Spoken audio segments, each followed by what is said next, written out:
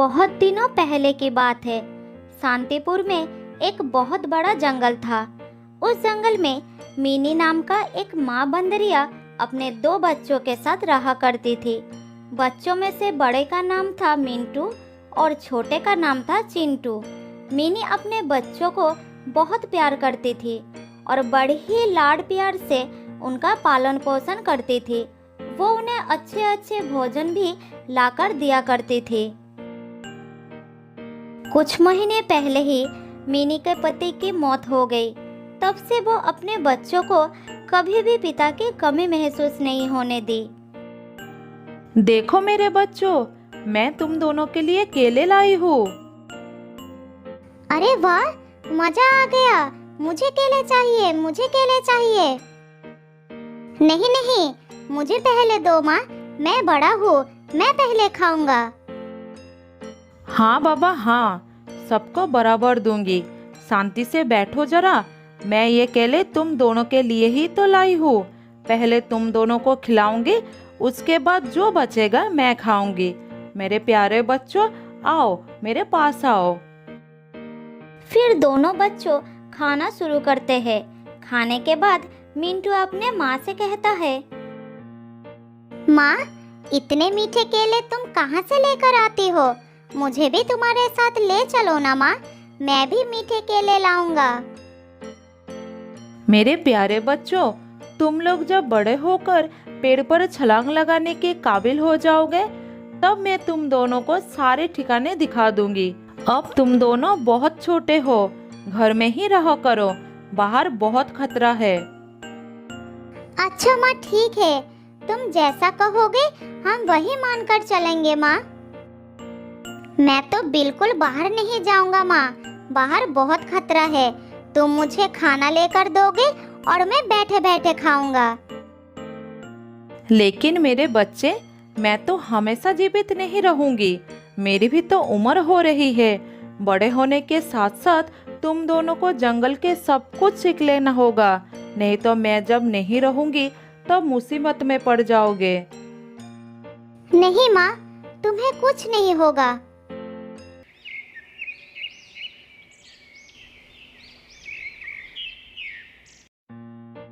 इसी तरह समय बीतता गया और समय बीतने के साथ साथ मिंटू और चिंटू बड़े होते जाते हैं।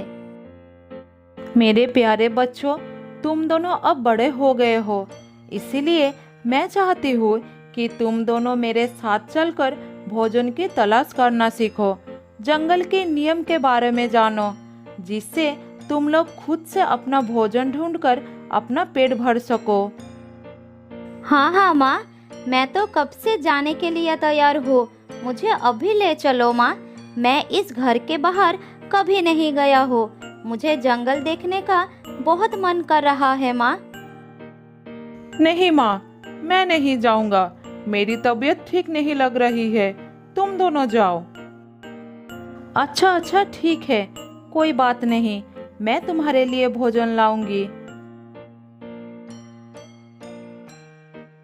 फिर माँ बेटे भोजन लाने के लिए जंगल की तरफ चले जाते हैं और चिंटू घर में बैठकर आराम करने लगते हैं। इसी तरह कुछ और दिन बीत जाता है। चिंटू को इसी तरह बिना हाथ पैर चलाए भोजन मिलने लगा, जिससे वो और भी आलसी हो गया।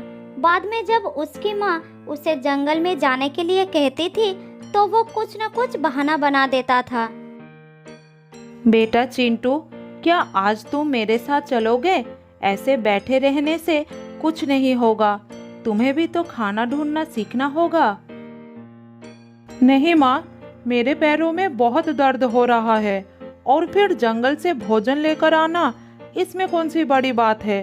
तुम मुझे फालतू में परेशान कर रही हो। अच्छा ठीक है, तुम आराम करो, मैं खाना लेकर आती हूँ। मिनी को ये बात समझ में आ जाती है कि चिंटू की आदत बिगड़ गई है। वो आलसी हो गया है। अगर वो अभी भी नहीं सुधरा तो उसे एक दिन बहुत बुरे वक्त का सामना करना पड़ सकता है। इसी तरह मिनी उसके भविष्य को लेकर चिंतित हो जाती है।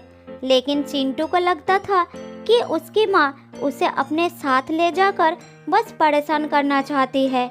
खाना ढूंढना तो वो सीख ही लेगा, लेकिन अभी नहीं।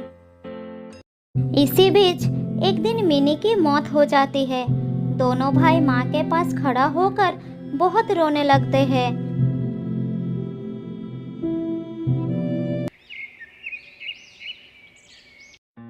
अगले दिन मिंटू अपने भाई को कहता है, देखो भाई, अब हमारी माँ नहीं रही, अब हमें खुद से सारा काम करना पड़ेगा।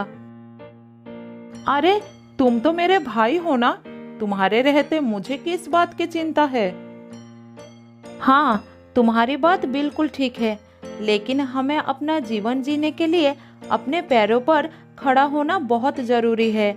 मैं कब तक तुम्हारा साथ दूंगा। अरे भैया, ज्यादा ज्ञान मत दो। जंगल से मेरे खाने के लिए कुछ भोजन लाते हो तो तुम इसीलिए अपने आप को बड़ा महान समझने लगे हो। मिंटू को अपने भाई की बात सुनकर बहुत दुख होता है, लेकिन वो उसका साथ नहीं छोड़ पाता, उसके साथ ही रहने लगता है। इधर चिंटू अपने भाई के बातों को अनसुना कर उसी पर आश्रित होकर मजे करने लगता है।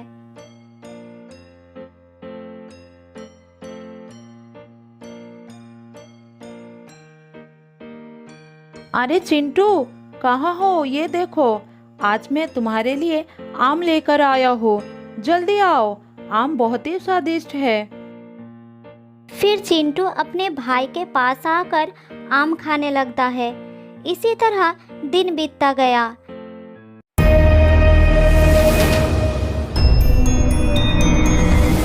एक दिन उस जंगल में एक बदमाश शेर आता है। जो भी प्राणी उसके सामने आता है उसे वो शिकार कर लेता है। सभी प्राणी डर के मारे अपने अपने घर में छुप जाते हैं। भाई चिंटू, जंगल में एक खतरनाक शेर आ गया है, तुम उससे बचकर रहना। जब तक मैं खाना लेकर नहीं आ जाता तब तक तुम सावधान रहना। ठीक है, तुम मेरी चिंता मत करो। मिंटू पेड़ से उतरकर भोजन के तलाश में निकल जाता है। तभी वो शेर उसका पीछा करता है। मिंटू शेर को देखकर दौड़ने लगता है। फिर किसी तरह एक पेड़ पर चढ़ जाता है और अपना प्राण बचा लेता है। लेकिन वो शेर उस पेड़ के नीचे बैठकर मिंटू के उतरने का इंतजार करने लगता है। ये शेर तो मेरे पीछे ही पड़ गया, अब मैं अपने घर कैसे जाऊंगा? इसी तरह रात हो जाती है, लेकिन शेर वहां से नहीं हटता, जिस कारण मिंटू अपने घर नहीं जा पाता। उधर चिंटू अपने भाई के घर ना लौटने के कारण भूखा ही रह जाता है, लेकिन वो भोजन के लिए कोई भी कोशिश नहीं करता। पता नहीं मेरे भाई को क्या हो गया। कहीं ऐसा तो नहीं वो जानबूझकर आज वापस नहीं आया? मैं सुबह से भूखा हूँ, अब मैं क्या करूँ? बहुत भूख लगी है।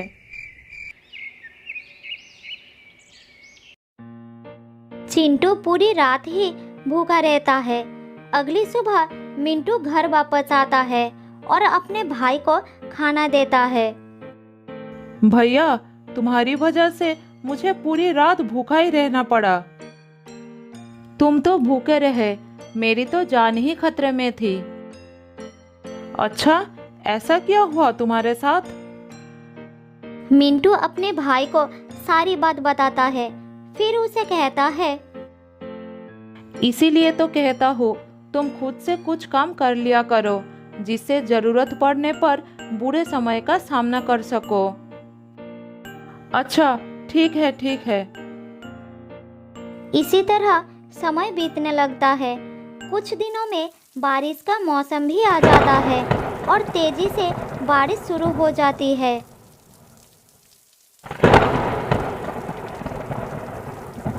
भैया, बहुत भूख लगी है, कुछ खाना ला कर दो ना, रहा नहीं जा रहा है।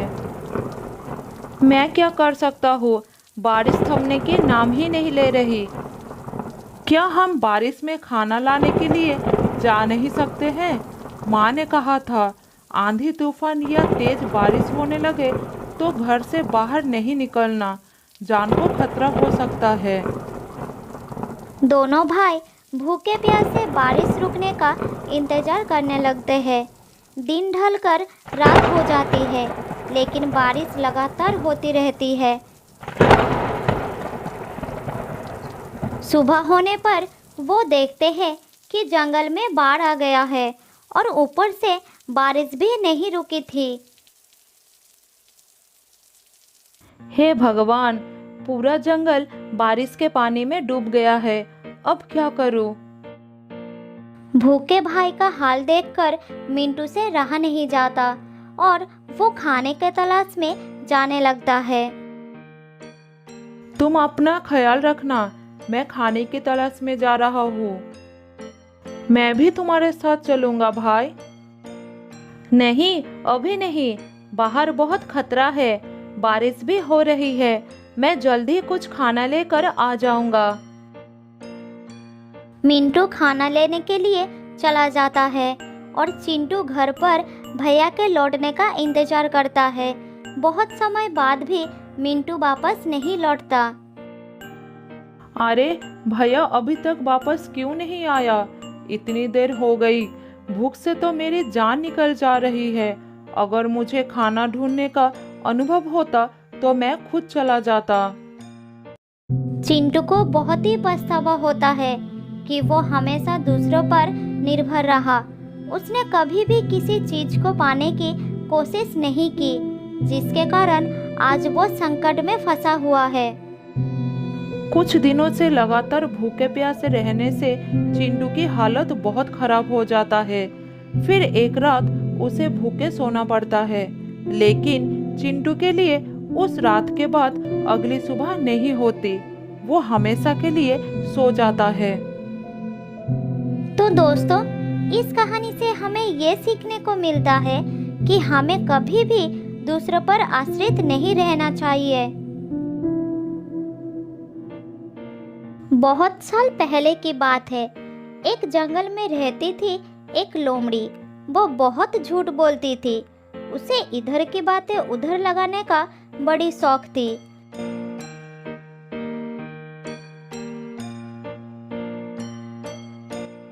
एक दिन लोमड़ी घूमते घूमते एक हिरनी के घर के सामने आ गई। तब हिरनी अपने बेटे से बात कर रही थी। लोमड़ी एक पेड़ के पीछे छुपकर दोनों की बातें सुनने लगी। बेटा, तुम उस पहाड़ी पर मत जाया करो। मैंने कितनी बार तुमसे मना किया है। तुम्हें पता नहीं कि वहाँ पर एक खतरनाक लोमड़ी रहती है। एक दिन उसके नज़र तुम पर पड़ गई तो वो तुमको जिंदा नहीं छोड़ेगी। माँ, अगर ऐसा है तो आज मैं अपने पापा को वहाँ पर ले जाऊंगा। वो उसको मार देंगे और मैं रोजाना वहाँ पर जा सकूंगा। बेटा, वो लोमड़ी बहुत ही खतरनाक है। तुम्हारे पापा का उससे सामना हो चुका है। उसने उन्हें भी खूब मारा था। फिर तेरे पापा ने उसे माफी मांगे थे, तब जाकर उसने उसकी जान बख्श दी थी।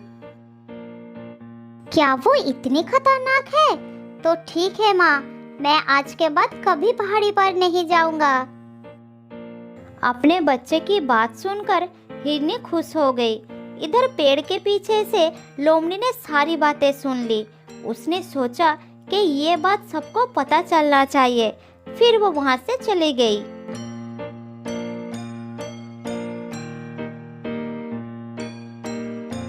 वापस जाकर वो एक एक करके सारे जानवरों को ये बात बता दी कि हिरनी का पति एक लोमड़ी से पिट कर आया है।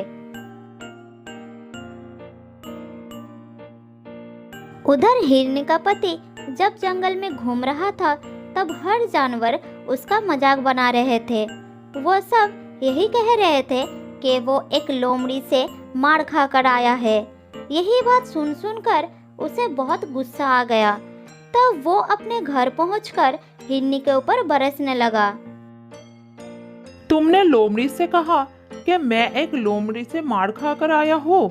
यही बात उसने पूरे जंगल में फैला दी है। तुमने ऐसा क्यों कहा? पति की बात सुनकर हिरनी ने उसे सारी बात बताई।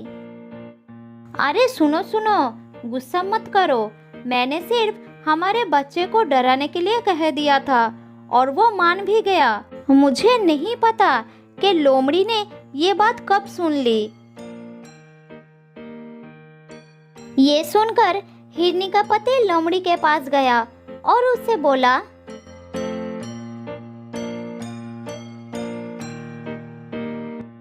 मेरी बीवी ने ये बात केवल मेरे बच्चे को डराने के लिए कही थी और तुमने इस झूठ को पूरे जंगल में फैला दिया। तुमने ऐसा क्यों किया? अब जाओ और जाकर सबको सच्चाई बताओ कि मैं किसी लोमड़ी से मार खाकर नहीं आया हूँ। उसका गुस्सा देखकर लोमड़ी डर गई। उसने फिर सबके पास जाकर ये बात फैला दी कि ये सिर्फ एक झूठ था। फिर वो थका हारा हिरनी के पति के पास पहुंची। तब उसने उसे माफ कर दिया और लोमड़ी अपना घर लौट गई।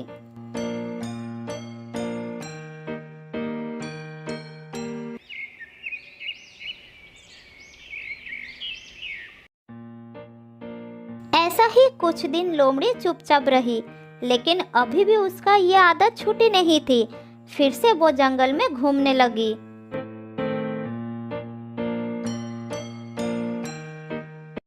एक दिन शेर महाराज गुफा के सामने आराम कर रहा था। तभी उसके पास दूसरे जंगल का एक शेर राजा आया। दोनों शेर को एक साथ देखकर लोमड़ी उसकी बात छिपकर सुनने लगी। अरे तुम मेरे जंगल में कैसे? मैं तुम्हारी तरफ दोस्ती का हाथ बढ़ाने के लिए आया हूँ। दोस्ती का हाथ? मेरी तरफ? क्या कहना चाहते हो तुम? शेर खान, तुम्हारा जंगल कितना बड़ा है और मेरा जंगल कितना छोटा। मुझे पता है कि तुमको इस जंगल को संभालने में कितना तकलीफ होता होगा।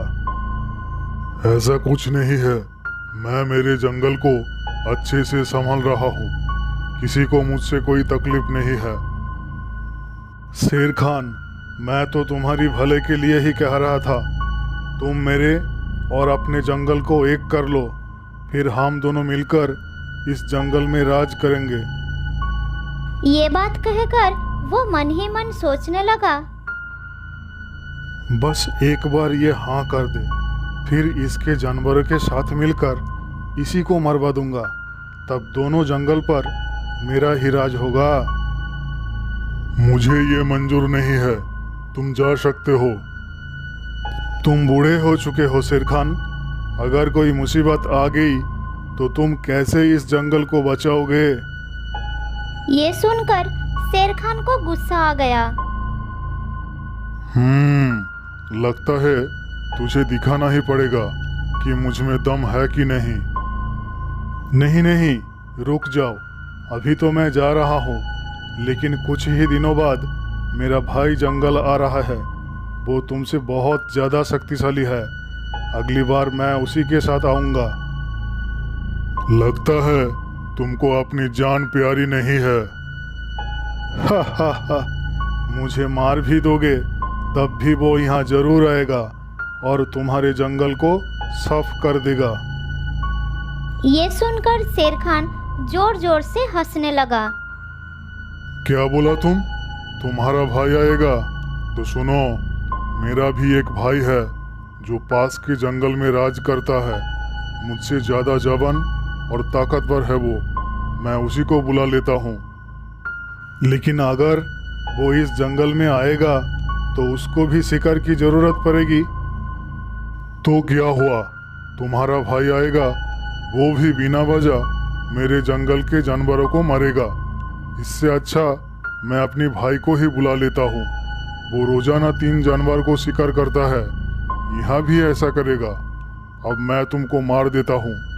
जब तक तुम्हारा भाई आएगा उससे पहले मेरा भाई यहाँ आ चुका होगा।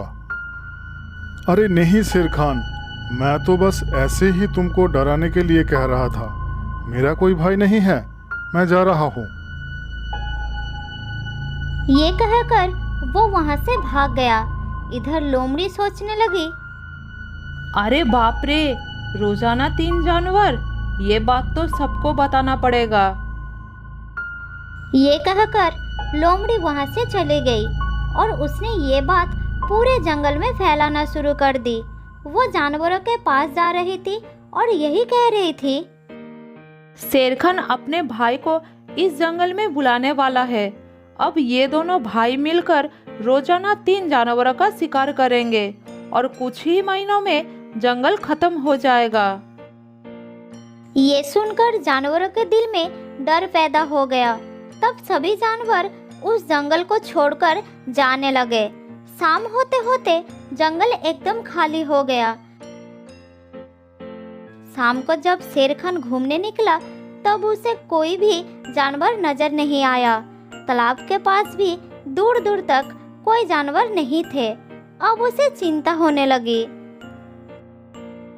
कहीं शेरू ने सच में अपने भाई को बुलाकर जानवरों पर हमला तो नहीं किया?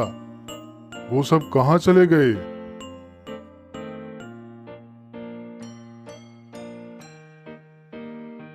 थोड़ी दूर जाने के बाद शेरखान को बहुत सारा पैरों के निशान नजर आया जो जंगल के बाहर के तरफ जा रहा था। फिर वो उसी रास्ते से भागना शुरू कर दिया।